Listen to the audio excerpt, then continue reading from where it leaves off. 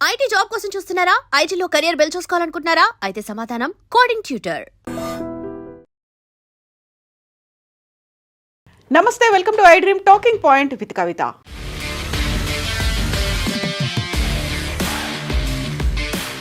3 దశాబ్దాల తర్వాత మేము అణ్వాయుధ పరీక్షలను నిర్వహించబోతున్నాం. మేమే కాదు, ఉత్తర కొరియా, రష్యా, చైనా కూడా నిర్వహిస్తున్నాయి. వాటి గురించి బయటి ప్రపంచానికి తెలియట్లేదు. కాకపోతే పాకిస్తాన్ అణ్వాయుధ పరీక్షలు నిర్వహిస్తోంది. ఎక్కడ చేస్తోంది అని తెలియకపోయినప్పటికీ పరీక్షలు నిర్వహిస్తోంది అనేది మాత్రం మేము గుర్తించగలుగుతున్నాం. ఈ వ్యాఖ్యలు చేసింది అమెరికా అధ్యక్షుడు డొనాల్డ్ ట్రంప్. దాదాపుగా 3 దశాబ్దాల పాటు జరగనటువంటి అణ్వాయుధ పరీక్షలకి నిర్వహించమని నేను ఇప్పుడు ఆదేశాలు జారీ చేశాను అనే మాటని డొనాల్డ్ ట్రంప్ గతంలోనే అనౌన్స్ చేశారు. ఆ మాటకి మేము కట్టుబడి ఉన్నాము అనేటువంటి మాటని మరొకసారి స్పష్టం చేశారు డొనాల్డ్ ట్రంప్. 1991-92 మధ్య కాలంలో ఆపరేషన్ జులిన్ డివైడర్ పేరుతో 7 సార్లు వరుసగా న్యూక్లియర్ టెస్ట్లను నిర్వహించింది అమెరికా. ఆ తర్వాత 3 దశాబ్దాల పాటు ఎలాంటి అణు పరీక్షలను నిర్వహించలేదు. బట్ ఈసారి మాత్రం చాలా క్లియర్గానే దానికి సంబంధించి నేను ఆదేశాలని జారీ చేశాను అనేటువంటి మాటని డొనాల్డ్ ట్రంప్ అనౌన్స్ చేశారు. దానికి సంబంధించి క్లియర్ రికార్డింగ్ అనేది ఇంటర్వ్యూల్లో కూడా ఉంది. ఈ నేపథ్యంలోనే పాకిస్తాన్ నిర్వహిస్తున్నటువంటి అణు పరీక్షలు, దీంతో పాటుగా చైనా కూడా జరుపుతున్నటువంటి పరీక్షల వల్ల భారతదేశం అస్థిరత్వానికి గురయ్యే అవకాశం ఉంది అనేటువంటి మాటని మరోసారి చెప్పారు. తన గతంలోనే ఆపరేషన్ సింధూర్ సమయంలో పాకిస్తాన్కి భారతదేశానికి మధ్యలో జరిగినటువంటి యుద్ధాన్ని ఆపాను అనే మాటని మరోసారి ఇంటర్వ్యూలో చెప్పినటువంటి డొనాల్డ్ ట్రంప్ ఇరు దేశాలు అణ్వాయుధ పరీక్షలు, అణ్వాయుధాలని ఉపయోగించుకునేటువంటి స్టేజ్ వరకు ఆ యుద్ధం వెళ్ళింది. ఆ నేపథ్యంలోనే నేను చాలా బలంగా వారి మీద టారిఫ్లకి సంబంధించినటువంటి మాటను చెప్పాను. దాంతో భయపడిపోయినటువంటి భారతదేశము, పాకిస్తాన్ పరీక్షల్ని, యుద్ధాన్ని ఆపేశాయి అనేటువంటి మాటని మరోసారి స్పష్టం చేశారు. తమ దగ్గర కూడా న్యూక్లియర్ వెపన్స్ అనేవి ఉన్నాయి. అణ్వాయుధ శక్తి ఈ ప్రపంచాన్ని 150 సార్లు పేల్చేయగలిగినంత అణ్వాయుధాలు తమ దగ్గర ఉన్నాయి అనేటువంటి మాటని డొనాల్డ్ ట్రంప్ చాలా క్లియర్గా చెప్పారు. బట్ రష్యా, ఉత్తర కొరియాలు చేస్తూనే ఉన్నాయి. ఎక్కడ చేస్తున్నాయని తెలియదు. చైనా మాత్రం చాలా క్లియర్గా చేస్తోంది. చైనాతో పాటుగా పాకిస్తాన్ చేస్తోంది. కాబట్టి భారతదేశానికి పొరుగున ఉన్నటువంటి ఈ 2 దేశాలు అణ్వాయుధ పరీక్షల్ని నిరంతరం చేయడం వల్ల భారతదేశం అస్థిరత్వంలోకి వెళ్ళే అవకాశం ఉంది అంటూ భారతదేశం చేస్తోంది అనే మాటను చెప్పకపోయినప్పటికీ ఇరు దేశాలు, పాకిస్తాన్కి అండ్ చైనా, భారతదేశానికి పొరుగు దేశాలు, ఈ 2 పొరుగు దేశాలు చేస్తున్నటువంటి అణ్వాయుధ పరీక్షల వల్ల భారతదేశం అస్థిరత్వానికి గురయ్యే అవకాశం ఉంది అనేటువంటి మాట.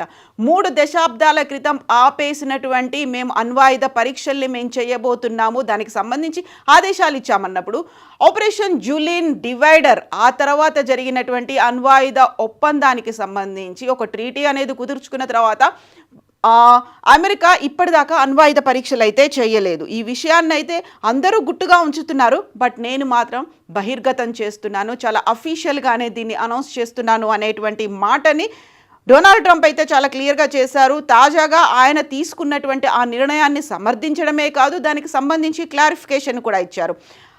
ఇప్పటికీ అణ్వాయుధ పరీక్షలు చేస్తున్నటువంటి జాబితాలో పాకిస్తాన్ ఉంది, రష్యా, చైనా, ఉత్తర కొరియా. దీంతో పాటుగా అనేక దేశాలు, ఆ పేర్లు వెల్లడించినప్పటికీ అనేక దేశాలు మాత్రం అణ్వాయుధ పరీక్షల్ని చాలా సీక్రెట్గా ఉంచుతున్నాయి అనే మాట CBS అనేటువంటి న్యూస్ ఛానల్కి దాదాపు 60 నిమిషాలు ఇంటర్వ్యూ ఇచ్చారు డొనాల్డ్ ట్రంప్. అందులో ఈ మాటని చాలా క్లియర్గా చెప్పారు.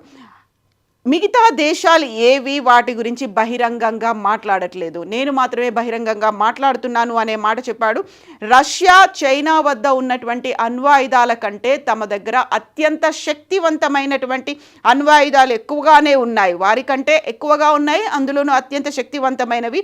తమ వద్ద ఉన్న అణ్వాయుధాలతో ఈ ప్రపంచాన్ని 150 సార్లు పేల్చేయొచ్చు అనే మాటని ఆయన చాలా క్లియర్గా, గట్టిగా చెప్పారు. అణ్వాయుధాల నిరాయుధీకరణ గురించి రష్యా అధ్యక్షుడు వ్లాదిమిర్ పుతిన్, చైనా అధ్యక్షుడు జిన్పింగ్తో మాట్లాడాను అనేటువంటి మాటను కూడా డొనాల్డ్ ట్రంప్ చెప్తూనే వస్తున్నారు. అయితే డొనాల్డ్ ట్రంప్ తాజాగా జారీ చేసినటువంటి ఈ ఆదేశాలపై అమెరికా ఇంధన శాఖ కార్యదర్శి క్రిస్ రైట్ అయితే వివరణ ఇచ్చారు. తాము అణ్వాయుధ పరీక్షలు చేస్తున్న మాట వాస్తవమే అయినప్పటికీ అణ్వాయుధాలని ప్రయోగించదలుచుకోలేదు. 3 దశాబ్దాలు గడిచింది, అంటే 30 ఏళ్ళు గడిచింది. కాబట్టి అవి ఎలా పనిచేస్తున్నాయో వాటి పనితీరును తెలుసుకోవడానికి మాత్రమే పరీక్షలు నిర్వహిస్తున్నాయి. నిర్దేశిత లక్ష్యాన్ని అవి చేరుకుంటాయా లేదా ఇది టెస్ట్ చేయడానికి మాత్రమే అణ్వాయుధ పరీక్షలు చేస్తున్నాము తప్ప అణ్వాయుధాలకు సంబంధించి ఇతర వ్యవస్థలన్నీ సరిగా పనిచేస్తున్నాయా, నిర్దేశిత లక్ష్యాలను చేరుకునే సామర్థ్యం వాటికి ఇంకా ఉందా లేదా అది మాత్రమే టెస్ట్ చేస్తున్నాను తప్ప పరీక్షలు ఒరిజినల్గా వాటిని చెయ్యట్లేదు అనే మాటనైతే క్రిస్ రైట్ వివరించారు. At the same time China, Russia రహస్యంగా అణ్వాయుధాలని పరీక్షిస్తోంది అన్నటువంటి మాటని చైనా మాత్రం ఖండిస్తోంది. తమ దేశం ఎల్లప్పుడూ శాంతియుత అభివృద్ధి కోసమే తోడ్పడుతోంది, అందుకోసమే కృషి చేస్తోంది. ఒకవేళ ఏ దేశమైనా అణ్వాయుధాలని ప్రయోగిస్తే ఫస్ట్ ఛాన్స్ వారికే ఇస్తాము, ఆ తర్వాత ముందుగా వినియోగించకూడదు అనేటువంటి ఒక కండిషన్ని పెట్టుకున్నాం. కాబట్టి మేము శాంతియుతంగా ఉన్నాము, మా విధానానికి మేము కట్టుబడి ఉన్నాము, చైనా అణువ్యూహం పూర్తిగా రక్షణాత్మకమైంది అనేటువంటి మాటని చైనా అయితే చెప్తోంది.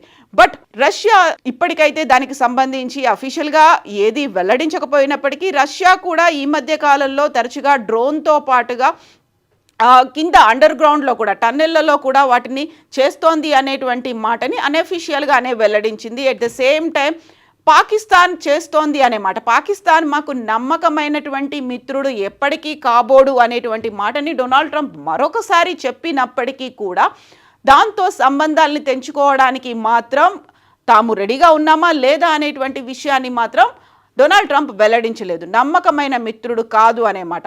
బట్ మా దగ్గర ఉన్నటువంటి అత్యంత సామర్థ్యం ఉన్నటువంటి పరికరాల ద్వారా అణ్వాయుధ పరీక్షలు జరుగుతున్నటువంటి పరిసరాల్లో ట్రెమార్స్ని మేము గుర్తించగలుగుతున్నాము, అక్కడ ఉన్నటువంటి వైబ్రేషన్స్ని మేము ఐడెంటిఫై అయితే చేయగలుగుతున్నాం తప్ప ఎగ్జాక్ట్గా ఈ ప్రాంతంలోనే జరిగింది అనేది మేము చెప్పలేము, బట్ పరీక్షలు జరిగాయనేది గుర్తించగలుగుతున్నాము అనేటువంటి మాటని డొనాల్డ్ ట్రంప్ అయితే క్లియర్గా చెప్పారు. బట్ పాకిస్తాన్ అండ్ చైనా ఇద్దరూ చేస్తున్నారు, భారతదేశానికి అస్థిరత్వం చేసేటువంటి ప్రయత్నాల్లో ఉన్నాయి అనే మాటనే చాలా తీవ్రంగా పరిగణించాల్సినటువంటి అవసరం ఉంది అనేది రక్షణ శాఖ దగ్గర నుంచి, అధికారుల దగ్గర నుంచి అన్అఫీషియల్గా వస్తున్నటువంటి ఇన్ఫర్మేషన్. ఇప్పటికే ఆపరేషన్ సింధూర్ 2.0 మీద రక్షణ శాఖ మంత్రి రాజ్నాథ్ సింగ్తో పాటుగా త్రివిధ దళాలకు చెందినటువంటి అధినేతలు కూడా చాలా క్లియర్గా ఏ క్షణమైనా ఎప్పుడైనా ఆపరేషన్ సింధూర్ 2.0 జరగవచ్చు అనే మాటను చెప్తూ వస్తున్నారు. పాజ్ బటన్ని ప్రెస్ చేసి ఉంచాము మేలో జరిగినటువంటి ఆపరేషన్ సింధూర్ని. ఏ ఒక్కరూ కూడా తమ యుద్ధాన్ని ఆపమని చెప్పలేదు, బట్ పాజ్ బటన్ అయితే ప్రెస్ చేశామని ఈ CBSకి ఇచ్చినటువంటి ఇంటర్వ్యూలో కూడా డొనాల్డ్ ట్రంప్ మరోసారి చెప్పారు. తను చేసినటువంటి ప్రయత్నాలు తన బెదిరింపులకు భయపడి మాత్రమే పాకిస్తాన్, భారతదేశం ఆపరేషన్ సింధూర్ని ఆపాయి అనేటువంటి మాటను చెప్పారు. బట్ అదే సమయంలో భారతదేశం ఆపరేషన్ సింధూర్ చేసినటువంటి సమయంలోనే కిరానా హిల్స్కి సంబంధించి పాకిస్తాన్లో ఉన్నటువంటి అక్కడ అణ్వాయుధ బేస్, కేవలం ఎయిర్ బేస్ మాత్రమే కాదు, అక్కడ కూడా మనం దాడులు చేశాము, ఫైటర్ జెట్లు అక్కడ క్షిపణులను కూడా ప్రయోగించాయి, అది మొత్తం పూర్తిగా ధ్వంసం అయిపోయింది అని ఆపరేషన్ సింధూర్ సమయంలో పాల్గొన్నటువంటి అధికారులు అయితే చెప్పారు. బట్ దానికి సంబంధించి పాకిస్తాన్ అఫీషియల్గా ఏ ఇన్ఫర్మేషన్కి ఇప్పటికీ బయటికి వెల్లడించలేదు. ఈ నేపథ్యంలోనే ఇప్పుడు అణ్వాయుధ పరీక్షలకి సంబంధించి అందులోనూ అందరూ చేస్తున్నారు కాబట్టి మేము కూడా చేయబోతున్నాము అనేటువంటి డొనాల్డ్ ట్రంప్ మాటకి కొంచెం అలర్ట్గా ఉండాల్సినటువంటి అవసరం ఉంది అనేది రక్షణ రంగ నిపుణుల దగ్గర నుంచి అయితే వస్తున్నటువంటి మాట. యాక్చువల్గా ప్రతిసారి భారతదేశం పాకిస్తాన్కి మధ్య జరిగినటువంటి యుద్ధాన్ని తవ్వి తీయడమే పనిగా ఉన్నటువంటి డొనాల్డ్ ట్రంప్ ఈసారి కూడా చైనా నుంచి కూడా ముప్పు ఉండబోతోంది అనేటువంటి మాటని, అస్థిరపరిచేటువంటి ప్రయత్నాలు జరుగుతున్నాయి అనేటువంటి మాటని మాత్రం ఆయన మరొకసారి క్లియర్గా చెప్పారు. నాట్ ఓన్లీ పాకిస్తాన్, చైనా నుంచి కూడా ఉంది ఆ ప్రయత్నాలు, ఆ భయము అనేది ఉంది అనేటువంటి మాట. ఓవరాల్గా అయితే అణ్వాయుధ పరీక్షలకి మేము గ్రీన్ సిగ్నల్ ఇచ్చాము. 3 దశాబ్దాల తర్వాత 91, 92లో సిరీస్గా జరిగాయి. ఆ ఆపరేషన్ జులిన్ డివైడర్ పేరుతో 7 సార్లు, సంవత్సర కాలంలో 7 సార్లు 7 డిఫరెంట్ ప్లేసెస్లో జరిగాయి. ఆ సమయంలో అణ్వాయుధాల్ని పరీక్షించారు, టెస్ట్ చేసి చూశారు. బట్ ఇప్పుడు మాత్రం ఆ పరికరాలు పనిచేస్తున్నాయా లేదా, అప్పుడు ప్రయోగం జరిగింది, ఇప్పుడు మాత్రం పరిశీలన చేస్తామనే మాట మాత్రమే చెప్తున్నారు. యాక్చువల్గా 150 సార్లు ప్రపంచ దేశాలన్నిటినీ పేల్చేయగలిగినటువంటి సామర్థ్యం మా దగ్గరుంది అనేటువంటి మాటని భయపెట్టడానికి, బెదిరించడానికి, లొంగ తీసుకోవడానికి మాత్రమే యూజ్ చేస్తున్నారు అనేటువంటి వాదనలు కూడా వినిపిస్తున్నాయి. యాక్చువల్గా ఎందుకని ఇంత సడన్గా అమెరికా అధ్యక్షుడు న్యూక్లియర్ టెస్ట్ల ప్రస్తావన తీసుకొచ్చారు?